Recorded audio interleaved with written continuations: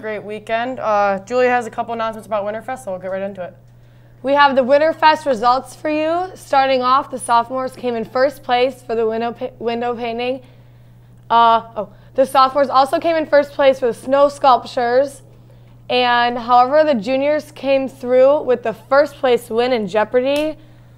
Second was freshmen. Overall, the sophomores took home the win this year. Great job to sophomores. Yeah. Seniors, you did not do very well. Yeah.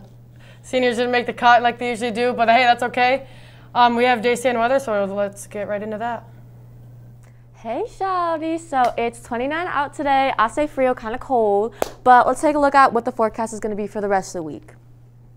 So today, again, very cold, but tomorrow it's really sunny. I don't know, 40, maybe go for a bike ride. It's a little too cold still. Wednesday, it's going to be 47. We might have a little bit of rain, but I think that'll be okay. Let's see what else. Then we have 42 Thursday, and it's just going to stay kind of sunny, and then I think it's going to warm up next week. So looks like we're going to have a lot of fun for spring this summer. Happy March, and we're going to send it back over to hosts. Welcome back. We have a lot of announcements here for news, so we're going to get right into them. The Launch U Lowdown is taking place Tuesday, March 2nd from 7 to 8 p.m. via Zoom. Launch U is an early to middle college program for Kent ISD and GRCC, which is available to sophomores, juniors, and seniors. This program is ideal for students who want to save money, start college now, and start a career as soon as possible. No registration is required, but you can stop by the counseling office to scan the QR code for meeting exit. Visit the link on the screen for more info. HOSA and robotics team members, please meet Delaney Tucker down in the lobby by the office during the 6-hour communications break. Pictures will be taken for yearbook. If you're planning to take FX next year, you must stop by room 116 and pick up an FX application from Mr. Manners today.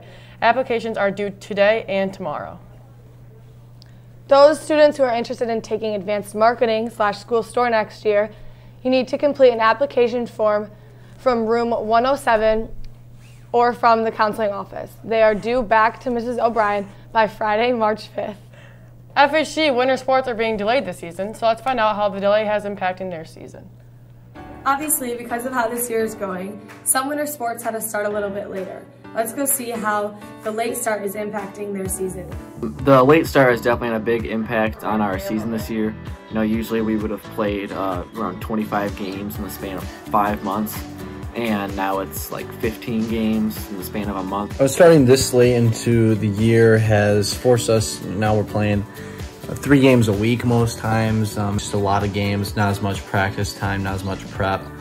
So it can be a little bit tougher on the body, but it's more fun to play games always. The late start definitely added much more stress. We didn't have as much prep time that we normally do. Because of this late start, it might cause some conflicts with spring sports. I definitely expected with the delayed winter sports season that spring would also be delayed a little bit. It's definitely going to be difficult for some winter athletes who also play spring sports, no doubt. I think it's possible that the late start affects the spring sport, but I think MHSA has to do everything they can for the spring sport athletes to have their seasons because they didn't get their entire one last year. Even with all the bad thrown at these sports, there are some things to look forward to.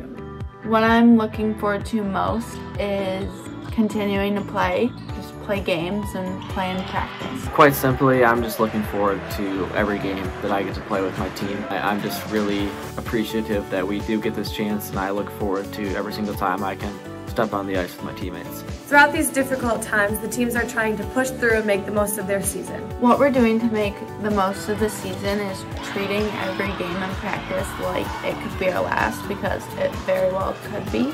As a team, we're just really embracing the better together mentality that Mr. Anderson has instilled in this community, and Coach Carhart has really emphasized this year, because tough times for everyone, but if we play harder and stick together more than every other team in the area, we're going to find success.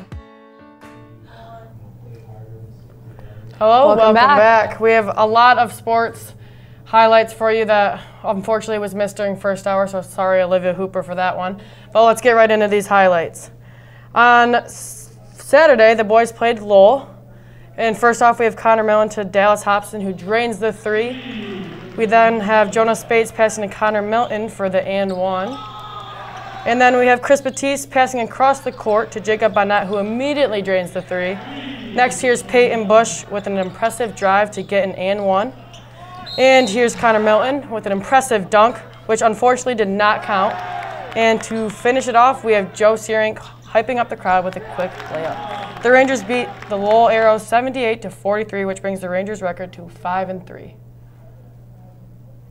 Boys and girls varsity bowling at 3:30 versus Northview at Eastbrook Lanes tonight, I think. And then girls varsity competitive cheer at 5 versus multiple opponents at the new gym.